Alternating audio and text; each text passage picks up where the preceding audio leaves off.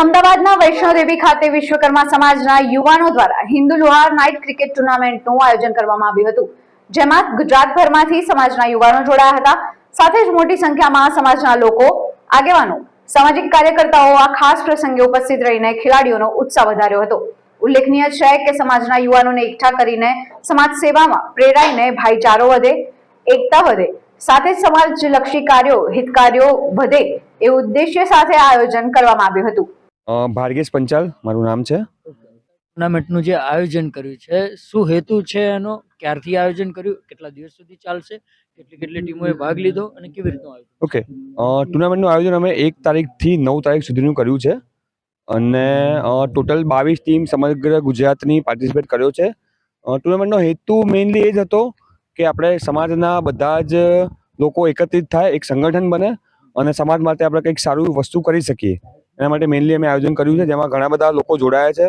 લગભગ 22 ટીમમાં 350 લોકો જોડાયા છે અમારી સાથે અને બસ ટુર્નામેન્ટ હવે કમ્પ્લીટ ઉપર છે.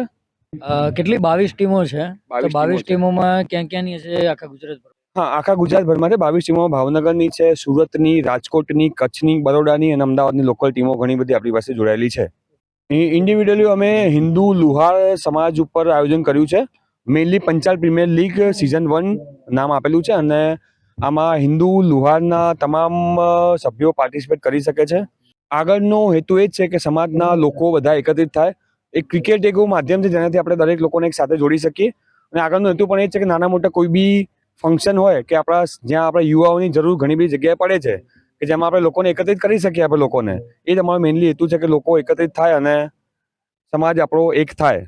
જી હા, આ અમારું પહેલું આયોજન છે હજી અને દર વર્ષે આયોજન અમે કરવાના છીએ. આ પહેલી સિઝન છે અને ઘણી બધી હજી બાકી છે અને કરીશું અમે. ના, અમને દરેક જગ્યાએ સારો સાથ સહકાર મળ્યો છે. ઘણી બધી ટીમનો સાથ સહકાર સારો મળ્યો છે. ઘણા બધા કોન્ટેક્ટ્સ નવા ડેવલપ થયા છે. ઘણા બધા સ્પોન્સર્સ અમારી સાથે જોડાયા છે. તેમણે ઘણી બધી સ્પોન્સરશિપ અમને આપી છે. રિલેટિવ્સ ઘણા બધા જોડાયા છે.